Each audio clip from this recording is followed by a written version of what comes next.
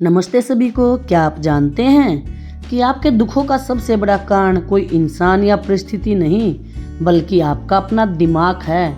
आज की यह कहानी आपके सोचने का तरीका बदल देगी। अगर आपको भी लगता है कि आपकी मेहनत की कमाई और सपने दांव पर लगे हैं और आप हर वक्त तनाव में रहते हैं तो यह 3 मिनट की कहानी आपके लिए ही है। जीवन में सोच ऐसी रखिए कि जो खोया उसका गम नहीं, जो पाया वह किसी से कम नहीं, जो नहीं है वो एक ख्वाब है पर जो पास है वो लाजवाब है। एक छोटी सी कहानी सुनाती हूँ एक बिजनेसमैन की जो अपनी विदेश यात्रा से वापस लौटे।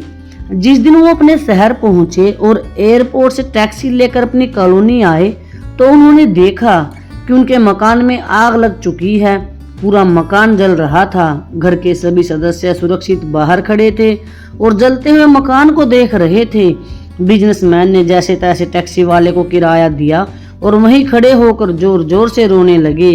वो विलाप कर रहे थे कि उनकी इतने सालों की मेहनत की कमाई राख हो रही है। उनका बड़ा बेटा पास ही खड़ा था। उसे लगा कि पिताजी गहरे सदमे में हैं और कहीं उन्हें दिल का दौरा न पड़ जाए। वो दौड़ कर आया और बोला, पिताजी एक बात कहनी है। पिताजी ने कहा, अभी क्या बात करनी है? फायर ब्रिगेड को बुलाओ। बेटे ने कहा, वो आ रही है, पर आप मेरी बात सुनिए। जब आप विदेश में थे तब हमने पीछे से इस मकान का सौदा कर दिया था। हमें बहुत अच्छे पैसे मिल रहे थे। जैसे ही पिताजी ने यह सुना कि मकान बिक चुका है उनका रोना तुरंत बंद हो गया। उन्हें लगा कि अब तो यह खरीदार की चिंता है, हमारा इससे क्या लेना देना। वो शांत होकर एक दर्शक की तरह अपने ही मकान को जलता हुए देखने लगा। तभी उनका छोटा बेटा दफ्तर से भागता हुआ आया। उसने पिताजी को देखा और परेशान होकर बोला, पापा देखिए क्या हो गया, हमारी सारी जमा पूंजी खत्म हो रही है। पिताजी ने उसे साइड में ले जाकर कहा, बेटा परेशान क्यों हो रहे हो? तुम्हें तो पता ही होगा कि मकान का सौदा हो गया है। अब खरीदार जाने उसका काम जाने।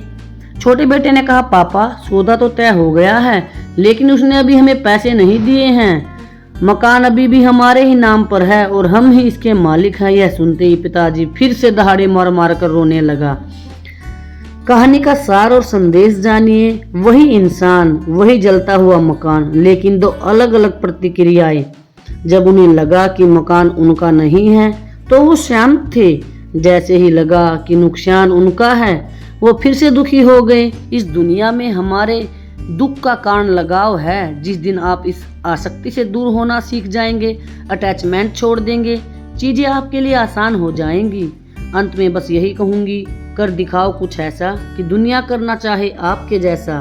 दोस्तों, इस कहानी के बाद बस एक बात याद रखना, हाथ की लकीरों पर नहीं, हाथ की मेहनत पर यकीन करो और जो हाथ से निकल जाए उसे ईश्वर की मर्जी समझकर स्वीकार करो। आसक्ति ही बंधन है, लगाव ही दुख है और अनासक्ति ही मुक्ति है।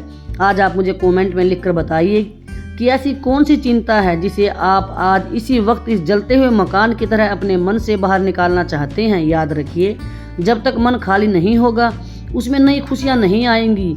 जाते जाते एक बात आपके दिल तक पहुंचाना चाहता हूं, मकान जल जाए तो दोबारा बन सकता है, पर अगर हौसला जल जाए तो इंसान फिर कभी खड़ा नहीं हो सकता। चीजों से प्यार करना छोड़िए और अपनी शांति से प्यार करना सीखिए। आज की कहानी का सबक सीधा है, परेशानी उतनी ही बड़ी होती है जितना बड़ा हम उसे मान लेते हैं। अगर आप मेरा और तेरा के चक्कर से बाहर निकलकर देखेंगे तो पूरी दुनिया आपकी है। अपनी चिंताओं को प्रभु को सौंप दे और खुद मुस्कुरा कर जिए। क्या आपने कभी महसूस किया है कि जब आपने किसी चीज का मुंह छोड़ा तो आपको कितनी शांति मिली? अपनी कहानी मेरे साथ कमेंट में जरूर साझा करें। अगर आज का यह वीडियो आपके दिल को छू गया हो तो कमेंट में पीस जरूर लिखिएगा। आपकी एक छोटी सी प्रतिक्रिया मुझे और भी अच्छी कहानियां लाने के लिए प्रेरित करती हैं। धन्यवाद आप सभी का।